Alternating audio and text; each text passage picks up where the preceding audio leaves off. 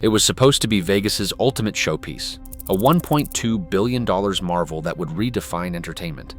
But construction delays, supply chain disruptions, inflation, and design changes pushed the final bill to $2.3 billion, and the dream collided with economic gravity. Despite record-setting ticket sales and non-stop spectacle, the Sphere's financials still bleed red ink each quarter. Why cannot a world-class venue, generating hundreds of millions in revenue, turn a profit? The answer is not what most people think. It all starts with how a single budget decision changed everything. In 2018, the Sphere broke ground with a price tag that stunned even seasoned Las Vegas developers: $1.2 billion. That figure reflected a vision still on paper, a dome larger than the Statue of Liberty, wrapped in LED screens inside and out, and packed with more audio technology than any arena on the planet. At that stage, the budget covered the core structure, basic mechanical systems, and a first pass at the digital displays that would set the venue apart. The ambition was clear from the start. By early 2020, the official estimate jumped to $1.66 billion. The increase was not just inflation. Engineers and architects had locked in the final design for the exosphere, the building's signature outer shell of 1.2 million LED pucks, and committed to a denser, more powerful interior display and sound system. Las Vegas was already in a building boom, and costs for steel, concrete, and skilled labor climbed sharply. The project team faced the reality that a one-of-a-kind structure would require one-of-a-kind spending. Within months, the world changed. When the COVID-19 pandemic hit in early 2020, construction ground to a halt. Work sites closed for months, pushing the opening back from 2021 to 2023. As crews returned, the cost of raw materials soared. Global supply chains buckled, delaying shipments of specialized LED panels and audio gear. By 2021 and into 2022, the Sphere's budget crossed the $2 billion line. MSG, the company behind the project, pointed to rising prices for steel, electronics, and labor as the main culprits. The global supply chain crisis and the surge in inflation during those years drove up costs for every major component, from the 13,000-ton steel dome to the intricate interior rigging for sound and light. Late 2022 brought another upward revision. Securities and Exchange Commission filings pegged the estimate at $2.18 billion, citing the ongoing impact of inflation and supply chain snarls plus the complexity of integrating so much new technology. By May 2023, with construction nearly complete, the final tally landed at $2.3 billion. That figure included not only the physical build, but also the costs of integrating the exosphere, the immersive interior, and all the specialty systems that power the venue's experiences. The final tally mattered. Each step up the ladder, $1.2 billion, $1.66 billion, $2 billion, and finally $2.3 billion, traced the path from early ambition to completed reality. The Sphere's budget did not just grow, it transformed, shaped by design choices, market forces, and events no one could predict. The result is a venue whose financial foundation rests on a $2.3 billion asset base, a number that would shape every decision to follow. Sphere Entertainment Company faced a perfect storm of rising costs and unforeseen complications. The project began under the umbrella of Madison Square Garden, but as the build dragged on, the company spun off its entertainment arm to focus on the Sphere and its future. The Dolan family remained at the helm, guiding decisions as costs mounted. Design ambitions set the tone early. The exosphere was a 516-foot wide shell wrapped in 1.2 million LED pucks, and it required custom engineering and installation methods that had never been tried at this scale. As the team refined plans, each new technical challenge added to the bill. The interior display, a seamless LED surface that curves above every seat, demanded a 730-ton steel framework and a bespoke audio system with over 160,000 speakers. These elements pushed the project into uncharted territory, where even minor changes rippled through the budget. The pandemic delivered the next blow. In March 2020, construction hit its maximum height just as COVID-19 swept across the globe. Work stopped for months. When crews returned, they faced not only a delayed schedule, but a changed economic landscape. Steel prices more than doubled at times. Electronic components, including the custom LED panels and audio gear sourced from around the world, became harder to get and more expensive to ship. Labor shortages in Las Vegas, already a challenge during the City S building boom, grew worse, driving wages and overtime costs higher. Supply chain snarls forced the team to reorder, store, and sometimes replace equipment that sat idle for months. The cost of keeping the site secure and staffed during shutdowns added tens of millions to the bottom line. As the schedule stretched, so did soft costs. Design fees, insurance, and financing charges all grew with every month of delay. By late 2022, the Company S filings pointed directly to inflation and supply chain pressures as the main reasons for the latest budget jump. The final push to completion brought a new round of expenses as the complexity of integrating the exosphere, the immersive interior, and specialty systems became clear. Every layer, structural, technological, and logistical, carried its own premium. Throughout, approval for these escalating costs rested with Sphere Entertainment's executive leadership. James Dolan, as executive chairman and chief executive officer, signed off on the major budget increases, while the construction management team, including AECOM as general contractor, navigated the day-to-day realities on the ground. Each decision to upgrade a system or extend a deadline added to the project's financial weight. By the time the doors opened in 2023, the Sphere was not just a building, but a $2.3 billion asset. The path from concept to completion reflects a mix of bold vision, unexpected global events, and the hard math of building something truly new. The company's willingness to chase spectacle at any cost set the stage for the financial challenges that would define the Sphere's next chapter. The Sphere construction cost was $2.3 billion. That sum does not just sit on a balance sheet, it shapes every financial result the company reports. The sheer scale of that billion-dollar investment determines how the numbers look long after the ribbon was cut. When the venue opened, Sphere Entertainment recorded the entire investment as a single asset. Accounting rules require that cost to be spread over the expected life of the building and its technology, using straight-line depreciation. With custom exterior LED screens, hundreds of thousands of speakers, and intricate control systems, the annual non-cash depreciation charge is staggering. Each quarter, tens of millions of dollars are written off on paper, even though no cash leaves the company accounts. That non-cash charge helps explain why, under generally accepted accounting principles, or GAAP, the Sphere almost always reports a loss, no matter how many tickets are sold. Interest expense adds another burden. The project was financed through a mix of corporate debt and cash from its parent, with term loans and revolving credit facilities carrying rates that reflect the project's size and risk.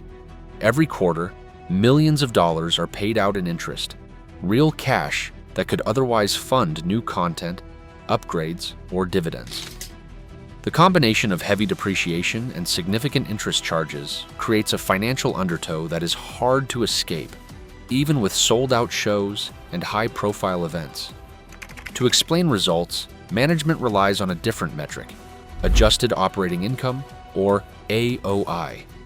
Adjusted operating income begins with operating profit or loss, then adds back non-cash charges like depreciation and amortization, and other adjustments such as share-based compensation and one-time restructuring costs. The goal is to show the business underlying cash-generating ability. For the Sphere segment, AOI has occasionally turned positive, especially in quarters with blockbuster events or strong demand for proprietary experiences. But this number is contentious. Analysts and skeptical investors see AOI as a way to sidestep the reality of persistent GAAP losses. Depreciation follows a straight-line schedule over each asset's useful life. The building itself might be depreciated over 30 to 40 years, while specialized technology, the LED panels, audio systems, and show control hardware, often has a shorter schedule, sometimes 7 to 15 years. That means annual depreciation on these systems is front-loaded, reflecting both their cost and rapid obsolescence. The Sphere also capitalizes certain content costs, like in-house films or immersive experiences, then amortizes those expenses over the expected run of each show. These layers of depreciation and amortization, combined with ongoing interest payments, set a high bar for achieving GAAP profitability. The company filings show the reconciliation: GAAP operating loss plus depreciation and amortization plus other adjustments equals adjusted operating income. In the first full quarter after opening, the Sphere segment reported a GAAP operating loss of nearly $100 million, while adjusted operating income was positive. That difference was explained almost entirely by non-cash charges. The pattern has repeated in subsequent quarters, and the debate over which metric tells the real story has become central to the Sphere financial narrative. Understanding these accounting mechanics matters because they reveal why a world-class attraction can still struggle to show profit on paper. The numbers reflect more than ticket sales or crowd sizes. They reflect the legacy of a massive upfront investment, the cost of cutting-edge technology, and the financing required to build a spectacle. That tension between public hype and financial reality is the key question for Las Vegas going forward. Running the Sphere is a financial marathon that never truly slows down. Every 3 months, Sphere Entertainment reports direct operating expenses for the Las Vegas venue in the range of $75 million to $80 million per quarter. These are not abstract accounting numbers or non-cash charges. They represent the cash required just to keep the building open and functional, regardless of how many tickets are sold. This expense load covers a workforce that dwarfs most venues. Staffing includes not just ushers and security, but a full-time technical team responsible for the maintenance and operation of the Exosphere, the enormous interior LED display, and the venue's 167,000 speaker audio system.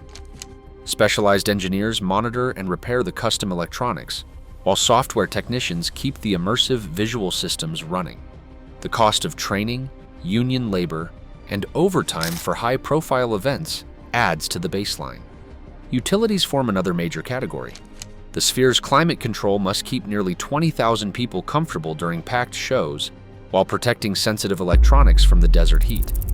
Powering the Exosphere's 1.2 million LED pucks and the massive interior screen requires a constant flow of electricity, even between events, as systems are tested, reset, and reprogrammed. Water, waste, and cleaning services scale up with every additional show, and the building's unique shape complicates routine maintenance. Maintenance costs extend far beyond the typical arena. The custom technology, bespoke LEDs, advanced audio, and kinetic effects demand regular replacement of components and ongoing software updates. Even minor malfunctions can require expensive fixes by outside specialists flown in for repairs. The Sphere's design also means that preventive maintenance is a continuous process, with teams working around the clock to keep the venue ready for its next event. Launching a new in-house production or immersive film spikes costs even higher. Each new show requires setup, technical rehearsals, and content-specific programming, drawing on both staff time and outside creative teams. The opening of Postcard from Earth and subsequent proprietary productions pushed quarterly expenses to the upper end of the usual range. These spikes are not one-time events. They recur whenever a major new experience is added to the calendar. At this scale, the Sphere's quarterly operating burn translates to an annualized run rate of $300 million to $320 million. For the company, this means that every dollar of revenue must first clear this high fixed hurdle before even addressing debt service or recouping the original $2.3 billion investment. The volatility of expenses, rising with each new production, adds another layer of risk. In practical terms, the Sphere can host record-breaking residencies and still struggle to produce positive cash flow, simply because the cost of running the venue is so high and so inflexible. This relentless operating cost is the baseline reality that frames every conversation about profitability, sustainability, and the future of mega projects on the Las Vegas Strip. Gross ticket revenue at the Sphere has reached heights that few venues can match. In 2024 alone, the venue pulled in hundreds of millions of dollars from blockbuster residencies and immersive events. The opening run of U2 set new records for a Las Vegas residency, and Sphere's calendar has rarely seen an empty night. Yet the headline numbers tell only part of the story. Most of that ticket income does not stay with Sphere Entertainment. Major acts like U2 or Phish typically command revenue splits that can reach 70 to 85% in their favor. The Sphere's unique capabilities, its LED-wrapped interior, custom audio, and immersive effects also mean that every show requires a tailored visual production often created from scratch.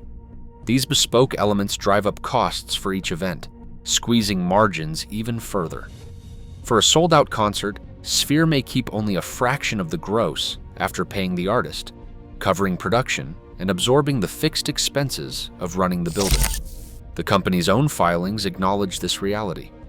Despite record-setting grosses, the venue's share of net income from concerts is modest once all costs are counted.